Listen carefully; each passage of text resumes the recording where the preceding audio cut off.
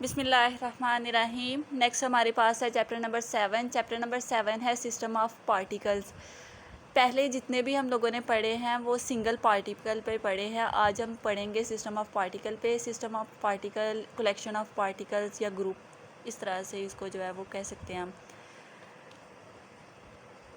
तो यहाँ पर पहले हमारे पास है introduction of rigid bodies. Rigid bodies क्या होती हैं, ठीक है।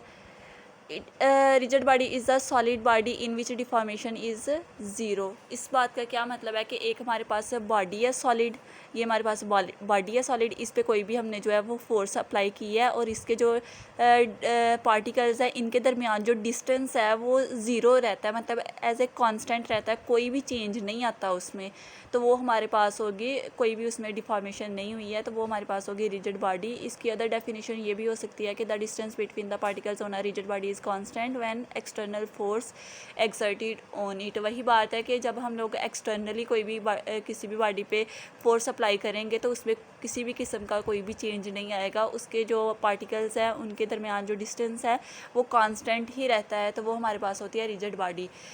इधर हमारे पास है इलास्टिक बॉडी। दो बॉडीज़ होती है, एक रिजिड बॉडी होती है और एक इलास्टिक बॉडी होती है। और जो इलास्टिक बॉडी है वो इसका जो है वो उलट है। किस तरह से? Are deformable solid body is elastic, कि ये भी हमारे पास सॉलिड बॉडी है, कोई भी सॉलिड बॉडी है, यहाँ पर आप फोर्स अप्लाई करते हैं, इसके जो पार्टिकल्स में है ना कुछ चेंज आता है, डिस्टेंस में कुछ ना कुछ चेंज आता है, ये थोड़ी सी बेंड हो जाती है या कुछ भी वट, तो वो हमारे पास आ जाती है इलास्टिक बॉडी। यहाँ पर क्या कह रहे हैं कि डिस्टेंस जो है वो ज़ीरो है। इस बात का क्या मतलब है कि डिस्टेंस कांस्टेंट रह रहा है पार्टिकल्स का, अगर हम कोई भी फोर्स जो है वो अप्लाई करते हैं तब। तो यहाँ पर कोई भी फोर्स अप्लाई करते हैं तो कुछ ना कुछ जो है वो चेंज आ रहा है पार्टिकल्स के डिस्टेंस में, तो वो हमारे पास होगी elastic body. System of particles को देखते हैं अब हम।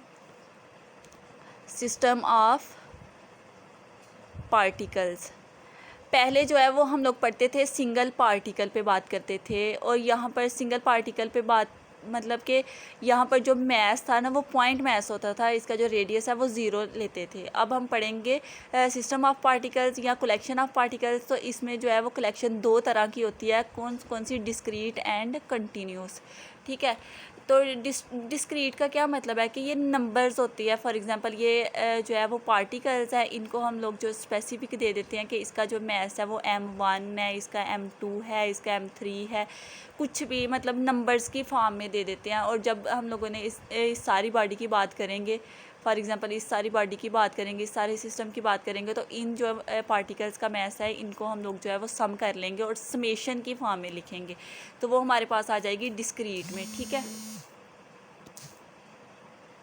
नेक्स्ट हमारे पास है कंटिन्यूस। कंटिन्यूस में होता है कि तीन तरह का चेंज आता है। वो कौन कौन सा है कि volume density, surface density and linear density. यहाँ पर डेंसिटी की बात करते हैं हम कंटिन्यूस सिस्टम में, ठीक है।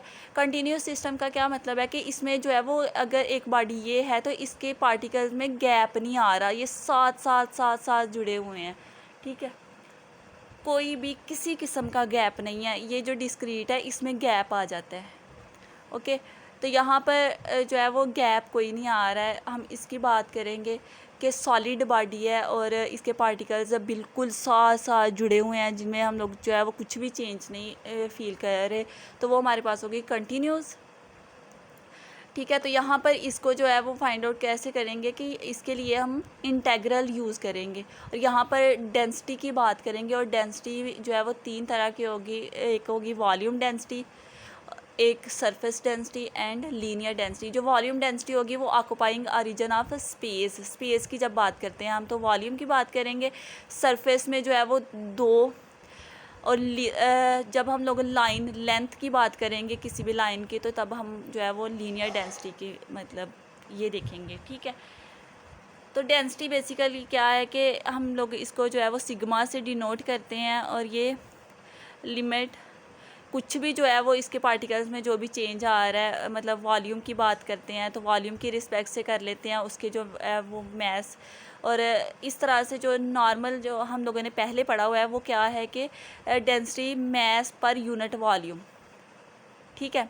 यहाँ पर जो है वो इसका मैस की बात कर लेते हैं। अगर जो वॉल्यूम की बात कर रहे हैं तो वी, अगर सरफेस की बात कर रहे हैं तो एस, अगर लीनियर की बात कर रहे हैं तो एल से रिप्रेजेंट करेंगे। ठीक है, तो ये था आज का हमारा topic, introduction of rigid body था। और इसमें दो तरह की जो है वो मतलब सिस्टम ऑफ पार्टिकल्स हैं, उसमें सिस्टम ऑफ पार्टिकल्स में जो है वो दो तरह के कलेक्शन हो सकती है, एक डिस्क्रीट, एक कंटिन्यूस। और डिस्क्रीट और कंटिन्यूस को नेक्स्ट जो है वो फर्दर एक्सप्लेन किया है कि डिस्क्रीट में हम लोग अलग अलग नंबर्स की बात करते हैं और कंटिन्यूस में कोई भी गैप नहीं होता है, वो हम लोग जो है वो कंटिन्यूस बात करते हैं। ठीक है, कंटिन्यूस के उसके पार्टिकल्स में कोई भी गैप नहीं आ रहा।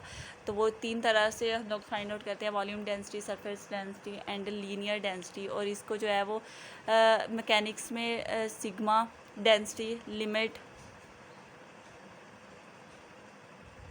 डेल वी ये वॉल्यूम की रिस्पेक्ट से, अगर सरफेस की रिस्पेक्ट से हो तो यहाँ पर एस लिख लें। अगर जो है वो लाइन लेंथ की बात करेंगे तो यहाँ पर जो है वो एल की डिनोशन कर लेंगे। कुछ भी जो है वो हम लोग अपनी तरफ से डिनोट कर सकते हैं किसी भी अल्फ़ाबेट से। ओके, होप सो आपको समझ आई होगी। Thank you so much.